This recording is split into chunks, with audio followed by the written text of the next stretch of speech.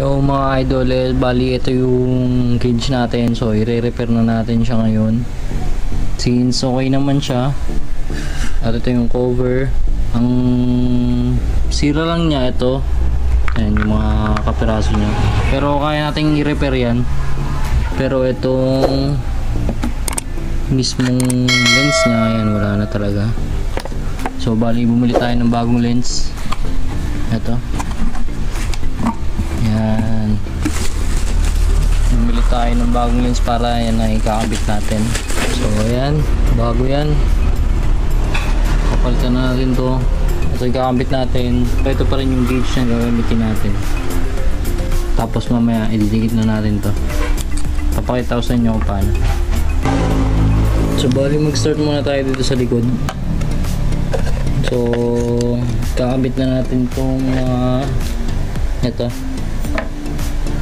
Bali time lapse ko lang siya.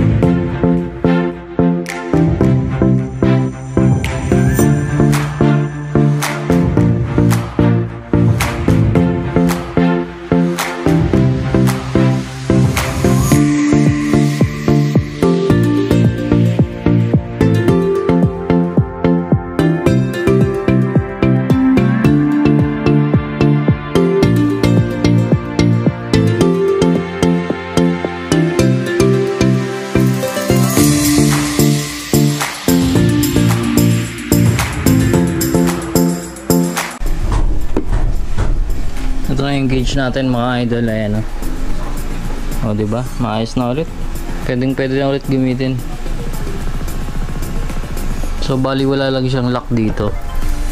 Ayan, compare dito, tsaka dito, at dito. Nawala lang yung lock niya rito dahil gawa ng pagkaka-aksidente natin.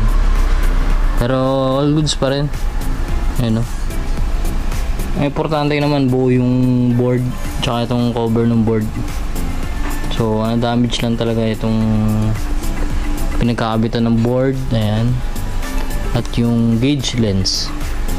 So para hindi mag moist, so lalagyan natin yung paligid, lalagyan natin ng glue stick. Ayan. So guys, so what's up? So okay, tapos na yung gauge natin. Ayan o. So bali yung sa likod, pinalibutan ko na lang siya ng glue stick or glue gun. Tapos ito yung part na medyo may basag, tinakpan ko muna siya na ito. Ayan, ginagamit ko ito pang bandage pag may pantay sa may sugat.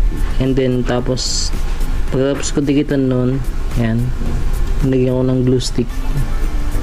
Ayan yung paligid na yan para hindi siya moist.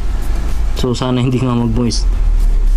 So all goods na to, pwede na ulit ikabit, pwede na ulit gamitin.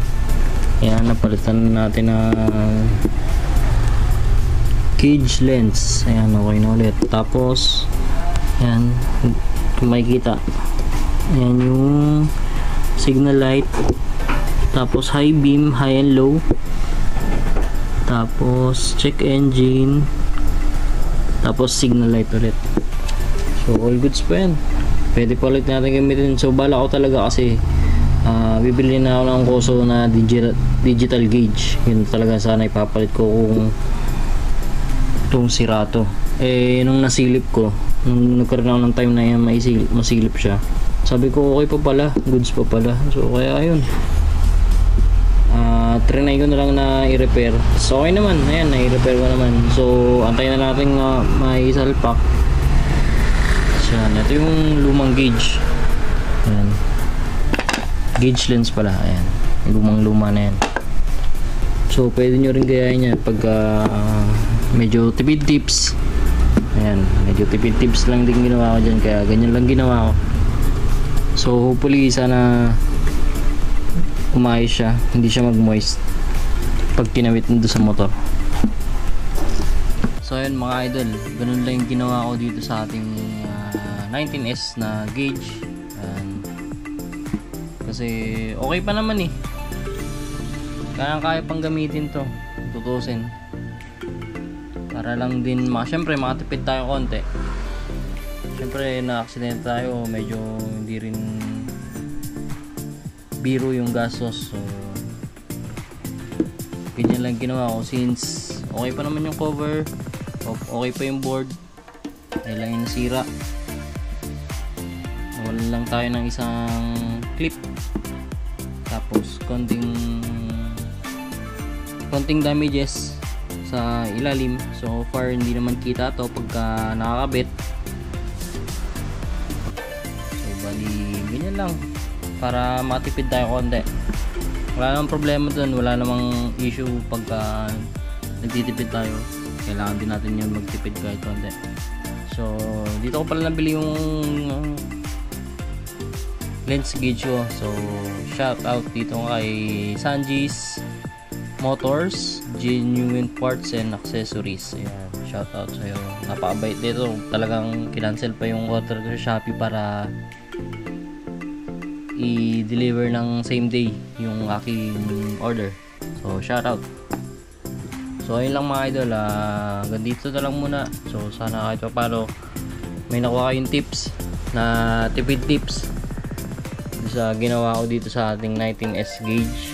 Pwede nyo rin gawin yun sa mga kahit anong gauges nyo na gamit. Pwede nyo gawin yun as long as buo yung board, buo yung cover.